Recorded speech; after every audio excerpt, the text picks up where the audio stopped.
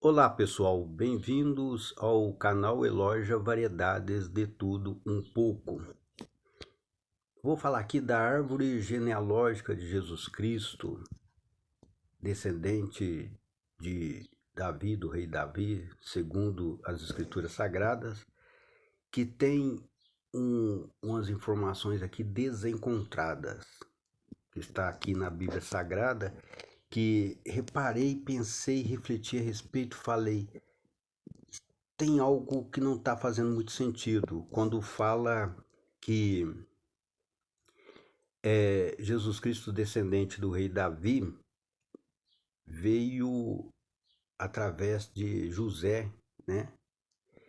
Que, que foi assim que Jesus nasceu. E nessa parte não está certa essa informação. Jesus, se ele foi descendente do rei Davi, foi por causa da árvore genealógica de Maria, porque José é apenas o pai adotivo de Jesus Cristo. Até o anjo falou para Maria que ela só poderia ter relações carnais com José, só poderia honrar ele como marido, como esposo, quando Jesus Cristo desmamasse. Só quando ele desmamasse é que ela poderia ter relações com José, honrar José, ter filhos com José. E foi isso que aconteceu. O próprio anjo do Senhor avisou para Maria. Então, Maria, mãe de Deus, é verdade, essa frase está correta, entendeu?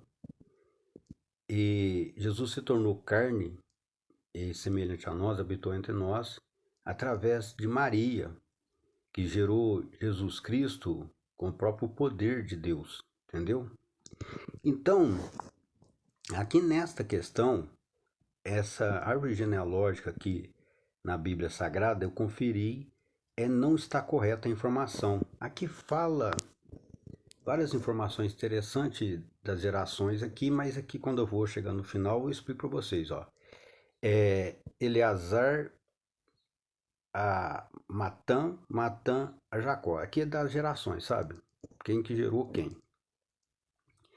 E Jacó gerou a José, marido de Maria. Não é verdade essa informação. Jacó gerou José do Egito. Entendeu? Do Egito que Jacó gerou. É isso que as pessoas precisam saber. Então, aqui, por ser uma informação do Velho Testamento, é que ficou desencontrada a informação que Jesus Cristo nos passou no Novo Testamento. Então, aqui havia uma teimosia nas Escrituras Sagradas, né? De estar tentando compreender Jesus Cristo pelo Velho Testamento, não através do testemunho real de Jesus Cristo em pessoa. Então, isso aqui, quando estava sendo escrita na visão de Mateus, é que ele estava analisando Jesus Cristo através do Velho Testamento e escrevendo a história de Jesus Cristo ao mesmo tempo. Então, era ele fazendo uma analogia da árvore genealógica de Jesus Cristo, se baseando no Velho Testamento, porque o Novo Testamento estava sendo escrito naquele momento. Então é onde que Mateus errou aqui a respeito da árvore genealógica de Jesus Cristo, por ele não acreditar que Jesus Cristo era o filho do próprio Deus em pessoa. Por ele não acreditar que Jesus Cristo nasceu santificado do ventre de Maria, por acreditar que foi um relacionamento carnal comum, por acreditar que José era pai de Jesus e não filho, né? Não, quer dizer, não pai, né? Adotivo de Jesus, ele fez essa confusão. Até associou José a filho de Jacó, pelas escrituras que ele estava analisando, os pergaminhos, as escrituras do Velho Testamento. Ele confundiu até José, o pai adotivo de Jesus Cristo, com José, filho de Jacó, lá que virou rei no Egito. Então aqui a gente percebe esta informação desencontrada, entendeu? Foi aí que eu analisei e falei, bom, essa árvore genealógica, quando eu vi, eu não prestei atenção em nada, acreditei logo na escritura e não analisei muito o detalhe, que aí eu falei, pô, mas não está batendo com a história de Jesus Cristo. Tem algo errado nessa informação. É por causa disso, ele estava analisando o perfil de Jesus Cristo, quem era Jesus Cristo naquela época, através do Velho Testamento, quando estava já escrevendo o Novo Testamento. Mas que bom que ao tempo que ele foi entendendo Jesus Cristo, acompanhando, ele foi chegando ao resumo mais bacana que ele fez do que Jesus nos ensina, né? A parte lá, Mateus capítulo 25. Porque ele aqui não conseguia aceitar que Jesus tinha nascido através do poder de Deus no ventre de Maria. Ele acreditava que ali teve um relacionamento comum entre um homem e uma mulher. Então é isso que deixou a informação fora, muito fora mesmo, de como ela é. Ao ponto até dele associar José do Egito como o pai de Jesus Cristo. Se esquecendo que passou muito tempo para chegar onde eles chegaram, para poder testemunhar o nascimento de Jesus Cristo. Passou muito tempo, né? Porque até depois de José do Egito, teve Moisés para libertar o povo escravizado no Egito, para poder conquistar a terra prometida e erguer Israel. Então a informação aqui parou tanto, mas tanto no tempo, que pulou muitas informações sagradas até chegar em Jesus Cristo. Olha lá para vocês verem na escritura, parou lá em José do Egito. Ele teve um lapso de tempo na cabeça que nem fez ele perceber o quanto que ele ignorou de todo o restante das Sagradas Escrituras, até a parte de Moisés para frente e tudo mais, entendeu? Então a informação aqui está truncada mesmo, está truncada. Eu preciso até fazer uma leitura mais aprofundada para ver por que essa árvore genealógica aqui tá truncada desse jeito, entendeu? Porque para saber a árvore genealógica de Jesus Cristo, tinha que se formar da árvore genealógica de Maria. Maria, mãe de Deus. É essa a questão. Mas porque naquela época eles eram muito machistas de jogar tudo na conta dos homens na terra, eles falharam, né? Falharam nessa questão. Por ali naquele momento não saber a importância maior da árvore genealógica de Maria. Aí que está a questão. E também, né? Até Jesus não queria que Maria fosse adorada para evitar confusão. Jesus nem queria, mesmo que naquela época ele soubesse quem era a mãe dele ali, para evitar que ela fosse prejudicada, né? Tanto que ele chamava ela de mulher, para evitar que eles identificassem ela como mãe mesmo, ela chamando ele de filho, para proteção dela, né? Quando ele na cruz, em extrema dor, disse: mulher, eis o seu filho, Felipe, eis a sua mãe, né? Para Felipe cuidar dela. Por causa disso, para evitar que ela fosse venerada, adorada e perseguida também, e sofresse do mesmo jeito que ele ali, defendendo os ensinamentos do ponto de vista dele.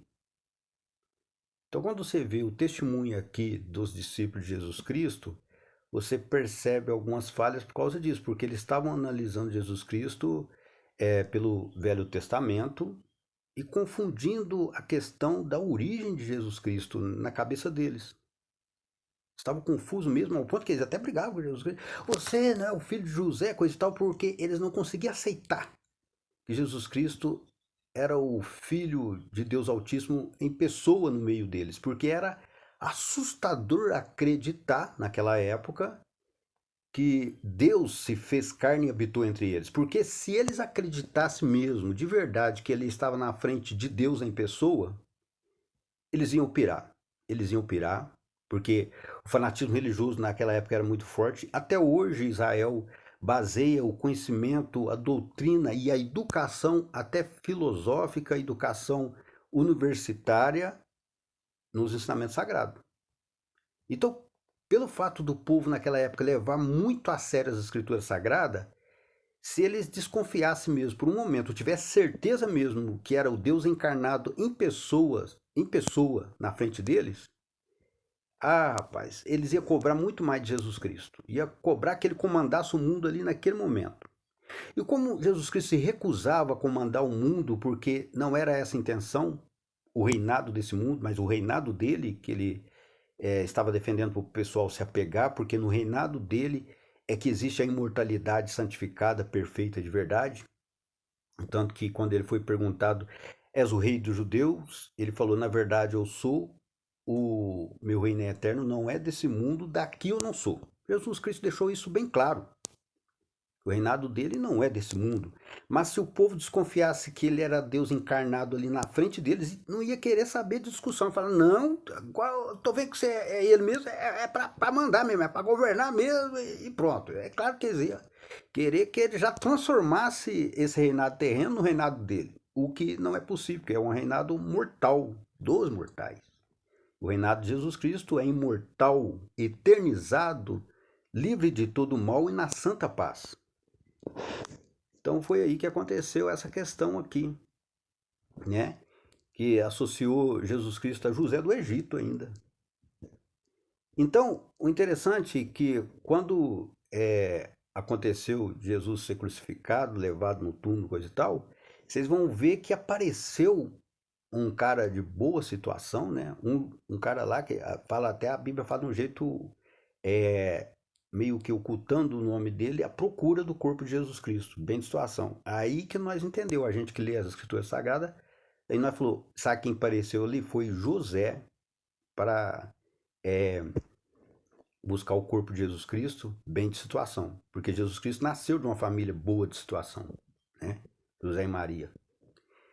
Mas ao não encontrar o corpo dele, descobriram que ele ressuscitou, né? Aí tiveram com ele. Mas aí vocês percebem esse detalhe, entendeu? Isso aqui tem essa falha por causa disso.